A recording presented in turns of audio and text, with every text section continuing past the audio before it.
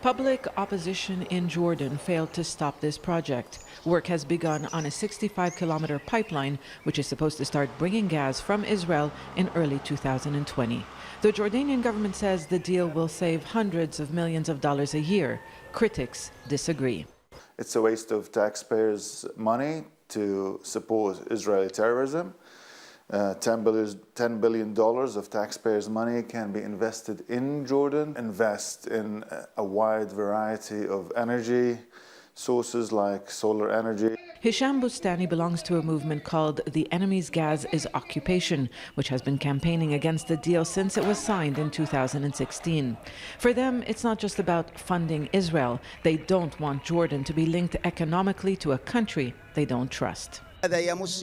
We are hostages of the Israeli enemy. It makes us vulnerable. At any time, they can just stop providing us with gas.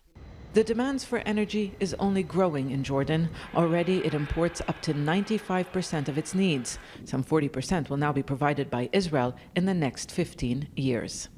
Our Enemy's Gas is Occupation is one of many organizations involved in anti-normalisation campaigns. It's been over 2 decades since Jordan signed a peace treaty with Israel, but that deal is still largely unpopular. A significant portion of Jordan's population, many of whom are Palestinian refugees, continue to resist efforts to promote ties with Israel.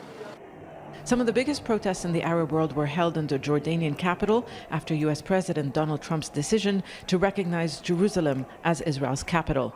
The kingdom rejected Trump's decision and has been outspoken against what it calls Israel's violations against holy sites in Jerusalem.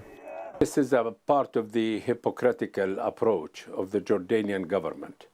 They say, we care about Jerusalem, then we sign the gas deal. They said, we need the gas, for local consumption. Then the question is, why don't you get Algerian gas, Qatari gas, or gas from anywhere else? The government, however, remains committed to the project despite criticism from the public and members of parliament who have still not seen the terms and conditions of the agreement. Zeina, Khodr, Al Jazeera, Amman.